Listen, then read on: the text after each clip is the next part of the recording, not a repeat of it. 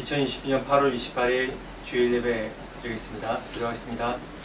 하나님 감사합니다. 오늘도 공동체로 주님 앞에 모였습니다. 하나님 이 예배를 받으시고 이 예배 가운데 자정하셔서 우리의 전심으로 드리는 주님 예배 함께 하시고 받아주시옵소서. 이 예배가 감동 있는 예배가 되게 하시고 또한 깨닫는 예배가 되게 하시고 우리가 믿음으로 살려는 결정하는 예배가 되게 하시고 또한 하늘의 소망을 보며 승리의 소망을 보는 예배가 될 수 있도록 축복하여 주옵소서. 예수님 이름으로 기도합니다. 아멘.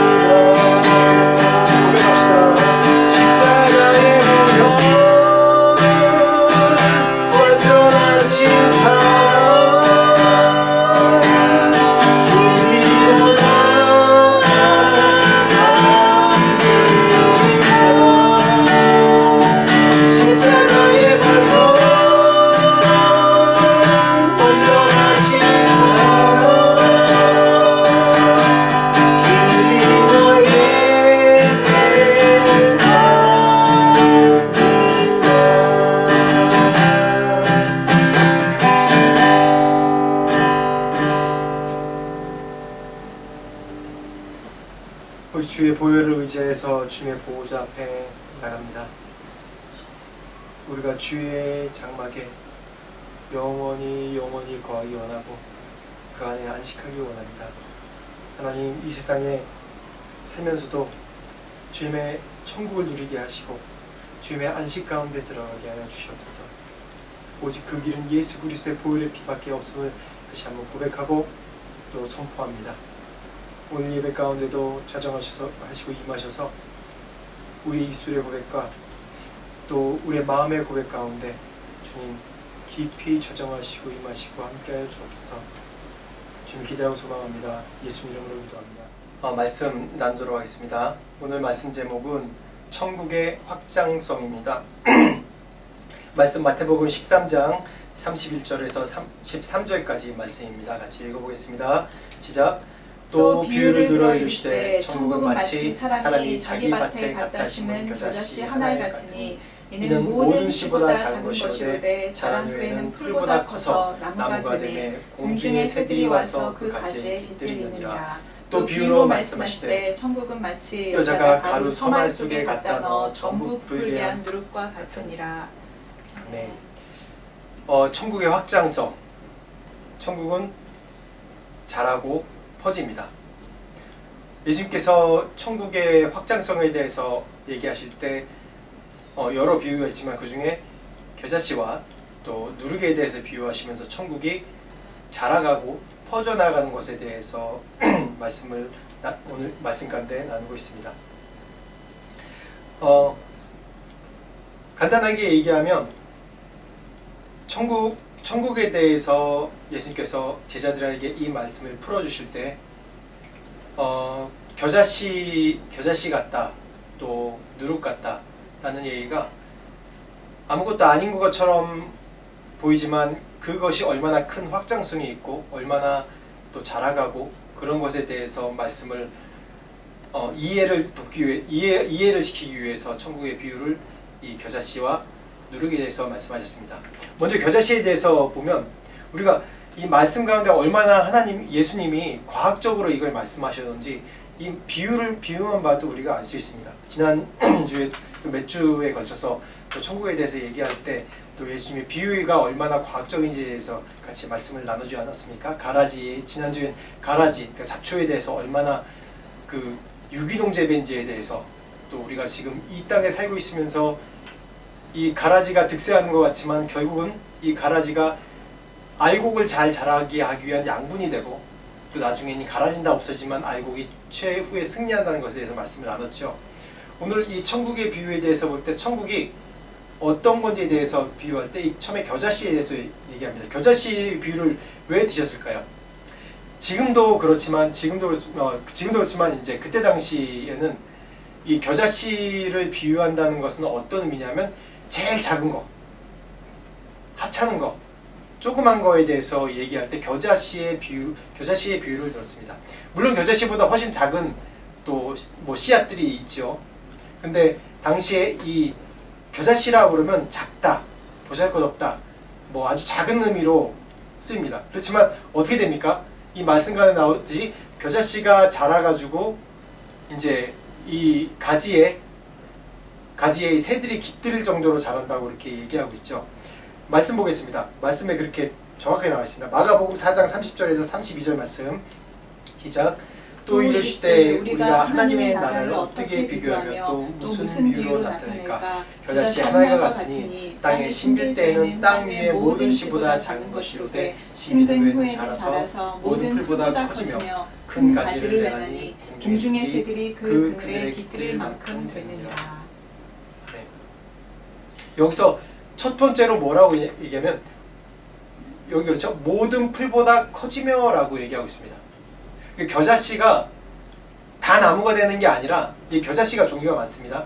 다 나무가 된 게 아니라 겨자씨가 풀로 된다고 해요. 모든 풀보다 큰 풀이 된다고 해요. 풀은 자그맣지 않습니까? 모든 큰 풀보다 큰 풀이 된다고 얘기하고 또 그 다음 공중의 새들이 깃들 만큼 큰 가지를 낸다고 얘기하고 있습니다. 그 다음 보면 뭐가 나오냐면 이제 말씀 먼저 보고 또 좀 사진을 좀 보도록 할게요. 누가복음 13장 18절에서 19절 말씀, 또 마가복음 13장 32절 같은 말씀인데 한번 보겠습니다. 시작. 그러므로 예수께서 이르시되 하나님의 나라가 무엇과 같을까? 내가 무엇으로 비교할까? 마치 사람이 자기 채소밭에 갖다 심은 겨자씨 한 알 같으니 자라 나무가 되어 공중의 새들이 그 가지에 깃들였느니라. 그 다음 마태복음 이는 모든 씨보다 작은 것이로되 자란 후에는 풀보다 커서 나무가 되매 공중의 새들이 와서 그 가지에 깃들이느니라. 여기서 뭐라고 하냐면 자라서 나무가 된다고 그랬어요. 지금 두 가지로 얘기하고 있습니다. 모든 풀보다 큰 풀이 된다고 그러고, 그 다음에는 나무가 된다고 그랬어요. 또 중간에 하나 또 이제 두 번째 읽어놓으면 그 풀의 가지, 그러니까 가지에 새가 깃들 정도로 된다고 그랬어요. 근데 정확하게 얘기하면 풀과 나무, 모든 풀보다 큰 풀이 되고 또 나무가 된다고 얘기하고 있습니다. 그래서 일반적으로 풀인데 그 겨자가 이제 풀로 커지면 어느 정도 되면 6m 정도 된다고 그래요. 이제 겨자가 뭐 한 종류만 있는 게 아니라 몇 가지 종류가 있다고 합니다. 근데 그 중에서 보통 이렇게 사진에 제가 올려드릴게요. 이렇게 큰 풀이 된다고 그럽니다. 한 6m 정도 되는 풀, 아니면 그보다 작은 풀이 되는데, 그 풀 중에 다 풀이 그게 나무가 되는 게 아니라 그 중에 하나가 뭐가 된다고? 큰 나무가 된다고 해요. 아주 큰 나무. 새들이 깃들이고, 또 이제 나무같이 가지가 또 이파리가 풍성하게 돼서 그 나무에 뭐 새도 집도 짓고 그럴 수 있는 그런 큰 나무가 된다고 얘기하고 있습니다. 정확하게 말씀에 오늘 제가 세 가지 말씀 읽어드린 것처럼 나오죠. 모든 풀보다 커지며 또 자라서 어떤 건 나무가 된다고 그렇게 얘기를 정확하게 하고 있습니다. 그래서 이 겨자씨가 심어지면 얼마나 큰 영향력이 있고 크게 자라는지, 그래서 천국에 대해서 얘기할 때 겨자씨처럼 이렇게 자란다고 얘기하고 있어요. 자란다고. 그 다음 비유를 볼까요? 그 다음 비유를 보면 누가복음 13장 20절 21절 말씀 보겠습니다. 시작.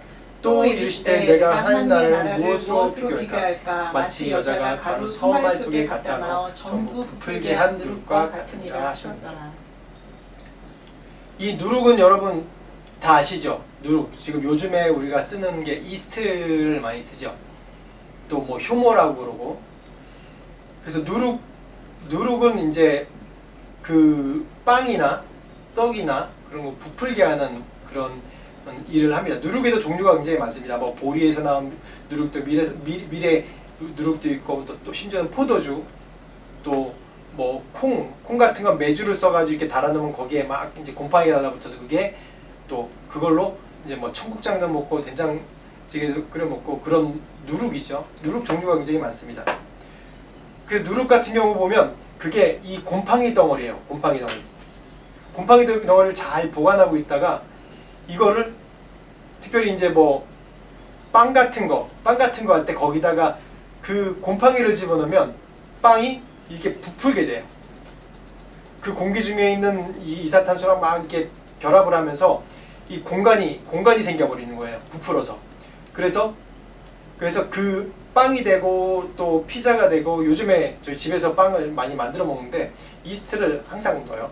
넣으면 이스트를 조금 넣거나 아니면 뭐 잘 안 되면 빵이 안 부푸는데, 이게 이 몇 배나 이게 조그만 이 덩어리가 이렇게 크게 부풀게 되더라고요. 이 말씀 가운데는 천국은 부풀게 하는, 또 씨는 자라게 하고 누룩은 전체를 부풀게 하는, 퍼져서 부풀게 하는 그런 역할을 한다고 말씀에 나와 있습니다. 그래서 천국은 언제 시작됐나? 제가 몇 주 전에 말씀 읽은 것처럼 천국의 시작은 언제부터라고 했죠? 마태복음 11장 12절 말씀에 시작. 세례요한의 때부터 지금까지 천국은 침노를 당하나니 침노한 자는 빼앗느니라. 천국은 언제부터 시작됐냐? 천국은 바로 예수님부터 시작된 것입니다. 그 말씀 가운데 세례요한이 예수님의 길을 예비하는 그런 역할을 했죠. 길을 닦는 역할을 했습니다.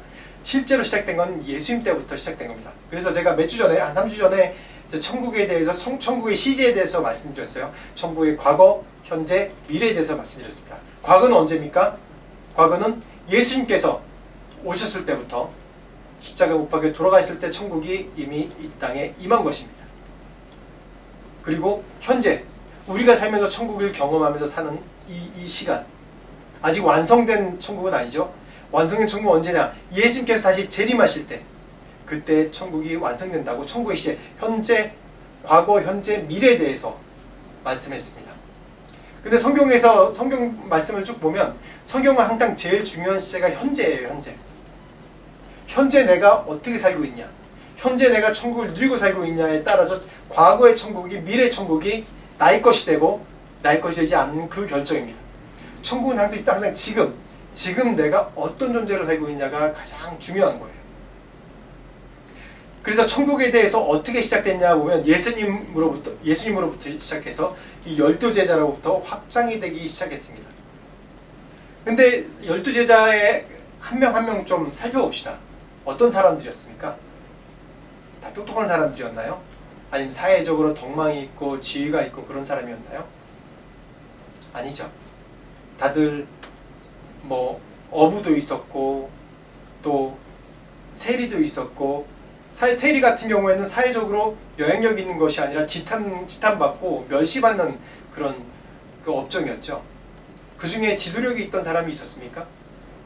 그 사람이 예수 믿고 나가서 나 예수 믿는다 한번 얘기하면 사람들이 다 믿을 수 있을 정도로 그런 사람들이 있었습니까? 예수님의 첫 번째 천국의 시작이 예수님으로부터인데, 그 시작인 예수님으로부터 이 전파된 사람들이 12명이 누굽니까? 아무 보잘것없는 사람들이었죠. 어떻게 보면 오합지졸이었지 않습니까? 예수님께서 이 땅에서 사역하실 때 이 제자들의 면면을 한번 보세요. 면면을 보면 이 사람들이 정말 제자인 그런 사람들 같았습니까? 아니죠. 예수님께서 십자가에 못 박혀 돌아가실 때까지 이들의 기대감은 뭔가 신분 상승, 뭔가 자기가 뭔가 한 자리 할까, 자기의 이익이 있을까. 그렇지만 중간중간 뭐 성령의 감동에 의해서 정말 그런 그 놀라운 고백도 한 그런 장면들이 뭐 있습니다. 그렇지만 이들이 했던 그런 모습들은 정말 천국을 전파하는 사람이라고, 하나님 나라의 복음을 전파하는 대표적인 사람이라고 볼 수 없을 것 같은 그런 행동들을 많이 다 합니다. 그 중에 가룟유다는 예수님 팔았죠. 또 베드로는 그렇게 큰 소리 뻥뻥 친 베드로는 예수님을 부인했죠. 그나마 예수님 근처까지 따라온 게 베드로였죠. 다른 제자들은 다 도망갔어요. 예수님의 제자들이 영향력이 있던 사람들이었습니까? 전혀 아니에요. 전혀 보잘것없고 아무 영향력도 없는, 오히려 오합지졸인 그런 사람들이었습니다. 아무 이목도 끌 수 없는 사람들이었습니다. 저도 선교를 하면서, 제자 양육을 하면서 항상 기대감이 그랬어요. 좀 영향력 있고 똑똑한 사람이 오면 얼마나 좋을까? 좀 영향력 있고 내가 이렇게 말씀 전하면 잘 이해하고 그걸 받아서 더 많은 제자들을 양육하는 그런 걸로 가르치면 어떨까? 근데 사실 이제 선교지 보면 대부분 예수 믿는 사람들이 대부분 가난한 사람들이고 사회적으로 멸시받는 사람들이고 좀 낮은 계층 사람들이 많았어요. 인도도 그렇고 뭐 여기도 태국도 마찬가지인 것 같아요. 한국도 예전에 그렇지 않습니까? 근데 한국은 벌써 이제 하나님의 은혜가 정말 충만해서 지금은 예수 믿는 것이 오히려 자랑거리가 되고 예수 믿는 것이 신분 상승이고 그럴 때가 있었죠. 지금은 또 다르지만 초기에는 항상 그런 것 같아요. 그런데 이 오합지졸이고 보잘것없는 사람 통해서 어떠한 일들이 일어나는지 우리는 잘 알지 않습니까? 한번 말씀 쭉, 사도행전 말씀 쭉 보겠습니다. 사도행전 2장 41절, 사도행전 4장 4절, 사도행전 6장 7절 말씀 읽겠습니다. 시작. 그 말을 받은 사람들은 세례를 받되 이날에 신도의 수가 3,000이나 더하더라. 말씀을 들은 사람 중에 믿는 자가 많으니 남자의 수가 약 5,000이나 되었더라. 하나님의 말씀이 점점 왕성하여 예루살렘에 있는 제자의 수가 더 심히 많아지고 허다한 제사장의 무리도 이 도에 복종하니라. 네, 자라고 퍼지는 천국입니다. 어때요? 처음에 정말 별 볼 거 없는 12명으로 시작했는데 예수님께서 부활하시고 승천하신 다음에 한 120명밖에 안 모였어요. 몇천 명의 사람들이 예수님으로부터 은혜를 받고 또 기적을 체험하고 그런데 딱 120명만 모였어요. 그런데 오순절 이후에 어떤 사건이 일어납니까? 오순절 이후에 이 체험을 하고 베드로가 나가 설교 한번 했는데 어떤 일이 일어나죠? 3,000명, 120명에서 3,000명의 성도가 확 확장이 된 거예요. 그 다음에 사도행전 4절 보면 베드로가 나가서 그 다음 또 설교했는데 어땠죠? 남자의 수만 5,000명. 5,000명이라 그러면 여기서 뭐 한 플러스 곱하기 2, 3으로 하면 돼요. 한 10,000명 이상의 사람들이 예수님을 믿어 순식간에 대형교회가 됐죠. 지금도 5,000명 정도면 10,000명 정도면 대형교회라고 하는데 그뿐이겠습니까? 오히려 예수님을 핍박하고 그랬던 사람들 중에서 사도행전 6장 7절 보면 허다한 제사장의 무리도 바로 예수님의 말씀에 복종했다고 얘기했어요.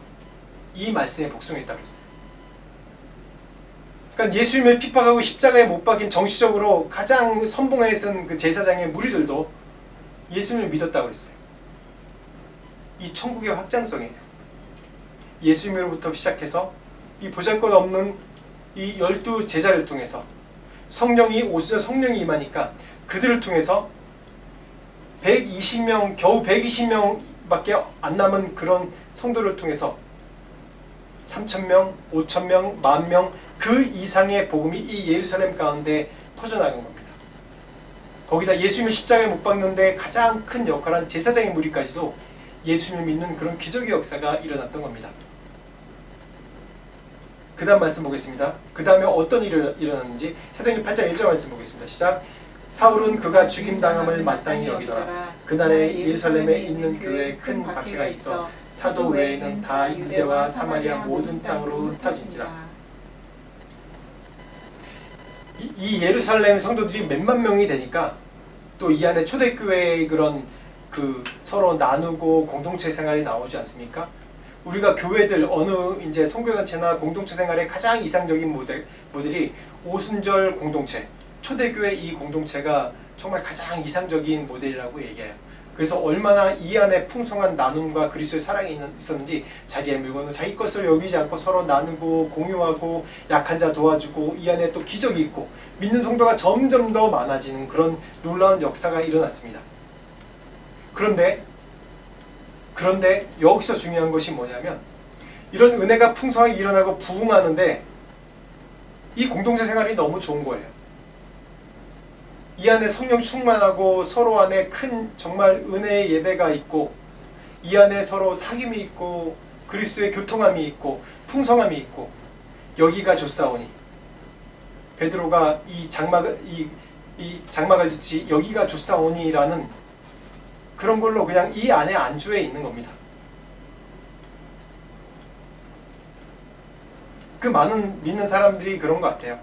내가 은혜의 풍성한 가운데 있고 이 공동체의 풍성한 가운데 있으면은 그냥 이 교회가 좋사오니 이 공동체가 좋사오니 근데 천국은요 그냥 그 자리에 머물게 하는 게 천국이 아닙니다. 하나님의 나라의 속성, 천국의 속성은 뭐라고 했죠? 확장성. 쉬운 말로 해서 자라고 퍼지게 하는 것. 겨자씨같이 점점 자라게 하고 누룩같이 온 곳을 다 남김없이 퍼지게 하는 것이 바로 천국의 속성입니다. 이 천국의 하나님 나라의 속성에 반응하지 않을 때는 어떻게 되는 줄 아세요? 썩어버리는 것입니다. 썩어버리는 것이에요. 더 이상 천국의 역할을 하는 것이 아닙니다. 한국 교회가 문제가 있다, 뭐 유럽 교회가 문제가 있다 그렇게 얘기하는 것이 무엇입니까? 그냥 정체되어 있는 거예요. 점점 더 퍼뜨리고 점점 더 확장시키고 그런 것이 아니라 그냥 내 안에 시스템을 갖춰서 조직을 갖춰서 그 안에 머물러 있는 것이에요. 이런 원리가 어디도 적용되냐면 제가 5년 전에 제가 이제 비즈니스 컨설팅 크리스찬 비즈니스 컨설팅 회사에서 컨설팅 교육을 한 3개월 받은 적이 있어요. 그곳에서 뭐 공장도 들어가서 한번 경험도 해보고 제가 비즈니스 에즈 미션을 좀 하고 싶어서 제가 인도에서 대학 사역하고 전통적인 그런 사역만 하다 보니까 계속 한계가 느껴지는 거예요. 크리스찬 커뮤니티 말고 그 넘어서 어떻게 복음을 전할 수 있나. 근데 그곳에서 비즈니스에 관한 영역의 책을 쭉 봐도, 또 제가 이번 주에 레버리지란 책을 이제 한 이틀 만에 다 읽었는데, 거기서만 봐도 이 원리가 적용되는 거예요. 천국의 원리가 적용되는 거예요. 제가 가장 이제 그저께 읽은 이 레버리지의 책을 보면 거기도 이 천국의 확장성인 거예요. 이 원리를 적용하는 거예요. 자기가 하는 것이 아니라 자기 말고 자기의 권한을 계속 위임하고 팀에게 넘겨주는 거예요. 계속해서. 팀워크, 이 비즈니스에서 얘기하는 팀워크 같은 것도 마찬가지예요. 자기의 권한을 계속 넘겨주고 확장시키고 자기보다 더 뛰어난 사람이 일할 수 있도록 계속 기회를 주고 계속 그러는 게 바로 리더라고 비즈니스도 얘기해요.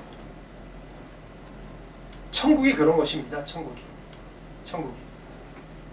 우리가 좋은 것, 우리가 가지고 있는 복음, 우리가 갖고 있는 탤런트, 우리가 가지고 있는 축복을 계속해서 내 안에 머물게 하면 이 초대교회처럼 흩어지게 돼 있고 깨지게 돼 있고 그게 썩게 돼 있는 것입니다. 계속 확장해야 되는 거예요. 계속 퍼지게 하고 자라게 하고 나누게 하는 거예요. 그래서 제가 저희 애들이 이제 같이 있을 때 항상 얘기하는 게 뭐냐면, 저희가 이제 뭐 인도나 태국, 뭐 한국보다는 못 살죠. 못 사는 사람들이 훨씬 많죠. 그렇기 때문에 어쨌든 우리가 선교사기 때문에 뭐 좀 힘들게 가난하게 살아도 그래도 그 지역에 사는 가난한 사람보다는 훨씬 잘 사는 거죠. 공부도 훨씬 더 혜택받고 하는 것이고.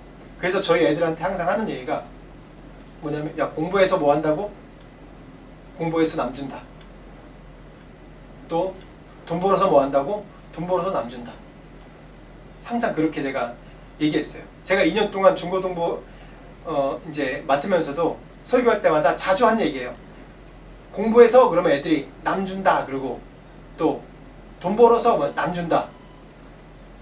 항상 그렇게 얘기해요. 이게 바로 천국의 원리입니다. 퍼지게 하고 자라게 하는 것. 내가 퍼지게 할 수 있습니까? 내가 자라게 할 수 있습니까? 없어요. 내가 하는 것이 아니야. 바로 성령님이 하는 것이에요. 성령님. 이게 바로 천국의 원리입니다. 그래서 이 초대교회에 이 몇만 명이 된 성도가 모여 있으니까 예루살렘에서 큰 박해가 일어났어요.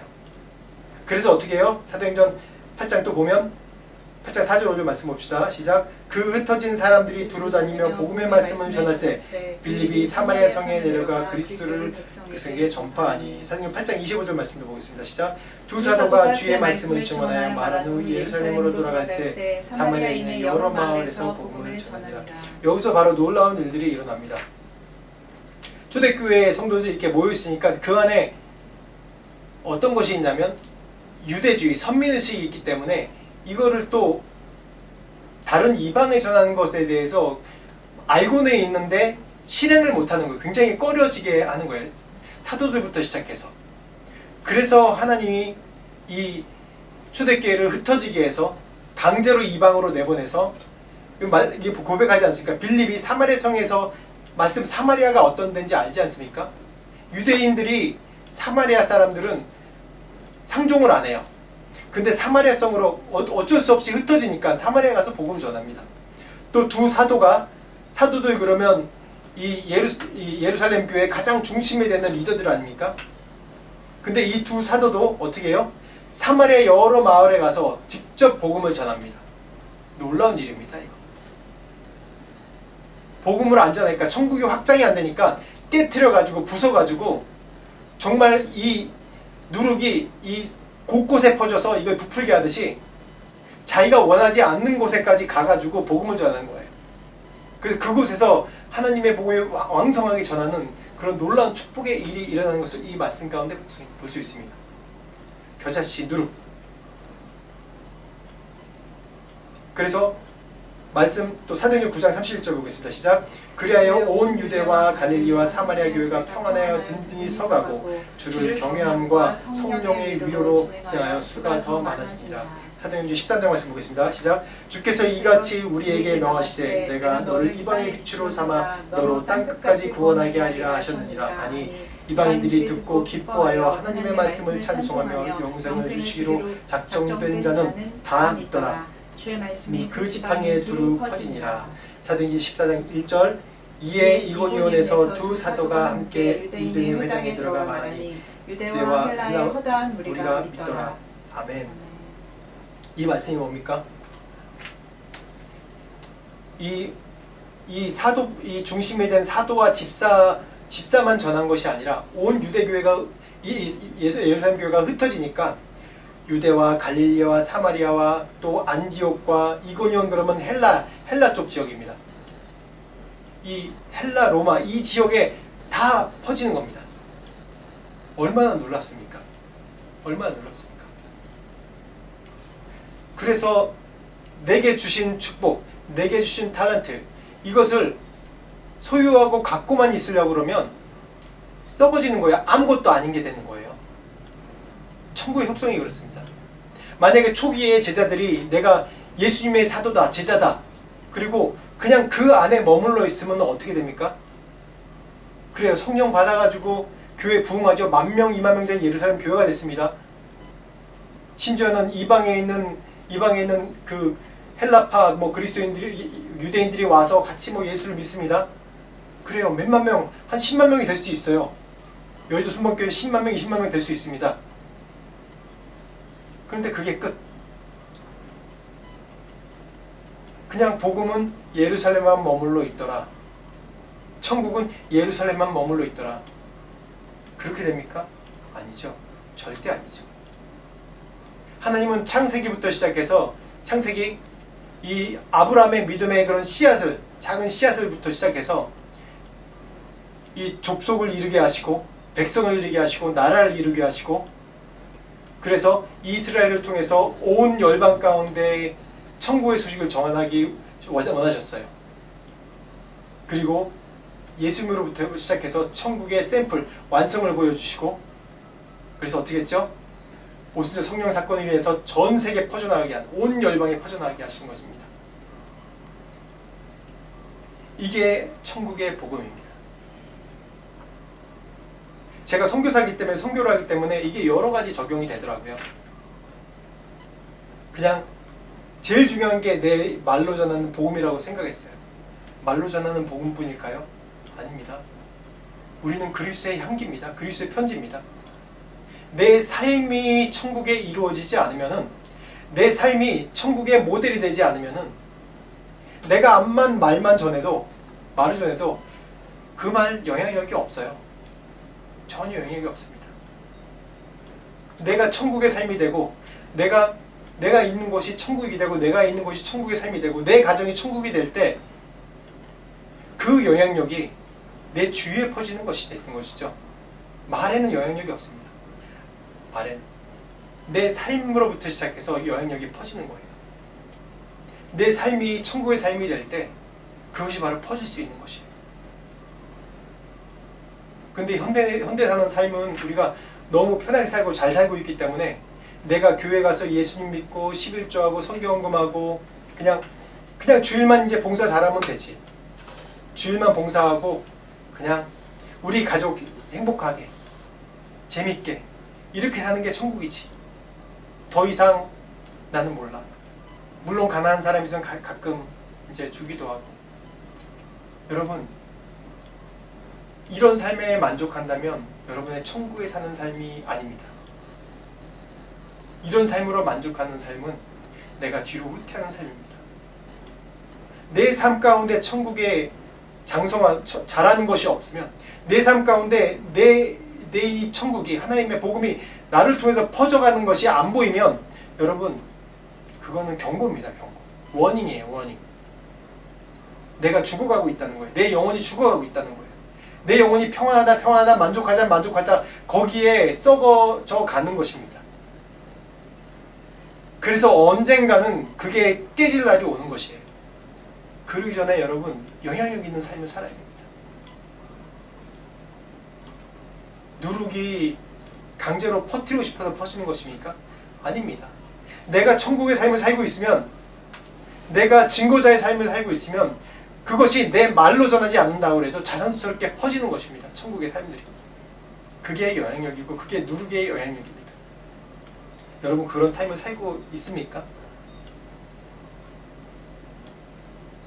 우리는 천국의 삶을 살아야 됩니다. 겨자씨 누룩의 삶을 살아야 됩니다. 우리가 성장하는 것은 자연스러운 것이고 우리를 통해서 나에게 있는 중요한 소중한 것 퍼지는 것은 당연한 것입니다. 그걸 통해서 천국이 이 땅 가운데 이루어지는 것이고 성장하는 것입니다. 여러분 누룩의 삶이 되십시오. 겨자씨의 삶이 되십시오. 내가 미천하지 않습니까? 비록 약하지 않습니까? 여러분 내 자신을 볼 때 얼마나 비천하고 죄악덩어리고 아무것도 할 수 없을 것 같은 그런 사람입니까? 그렇지만 기대하십시오. 천국은 기대하는 데부터 시작하는 것입니다. 나를 통해서 이 하나님의 천국이 온 땅 가운데 흩어질 것을 기대해야 돼요. 그것이 우리의 사명입니다. 그리고 내 삶을 통해서 천국을 이루어가고 만들어가고 그리고 그것이 퍼지는 것을 보는 것이 바로 내가 천국의 그런 증거자 되는 삶입니다. 기도하십시오. 하나님 12제자도 쓰셨는데 저도 약합니다. 연약합니다. 잘 모릅니다. 하나님 저를 사용하여 주십시오. 어떤 모양이든지 사용하셔서 하나님의 천국 복음이 온 땅 가운데 전파될 수 있도록 저를 사용하여 주십시오. 천국의 겨자씨가 되기 원하고 천국의 누룩이 되기 원합니다. 라고 고백하시는 여러분들 되길 축원합니다. 같이 기도하겠습니다. 하나님 아버지 우리가 소망합니다. 우리를 통해서 천국 복음이 온 땅 가운데 전파되기를 우리가 소망하고 기대합니다.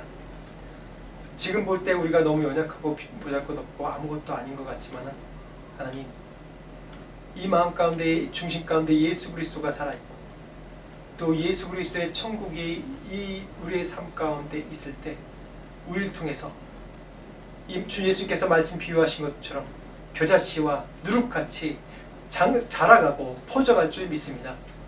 하나님 먼저 우리의 삶 가운데 천국이 일어나게 하시고 우리의 삶 가운데 매일마다 내 죄를 고백하며 말씀 가운데 성장해가게 하여 주시옵고 그러할 때 하나님 우리를 통해서 우리의 달란트를 통해서 또한 우리에게 주신 축복을 통해서 또한 온 세계 가운데 하나님의 나라가 전파되는 그런 도구로 우리를 사용하여 주시옵소서. 그러길 소망하고 기대합니다. 지금 우리 주 예수 그리스도의 은혜와 하나님 아버지의 무한하신 사랑과 성령님의 감화감동 역사하심이 천국의 그런 전파자가 되길 원하는 그래서 우리 마음 가운데 정말 예수 그리스도의 살아계심을 누리며 천국을 누리며 또한 겨자씨같이 자라가고 또한 누룩같이 온 세상에 천국의 복음을 퍼져나가게 하는 그런 역할을 하기 원하는 모든 자들에게 지금부터 영원토록 함께 하시길 간절히 축원하옵나이다. 아멘.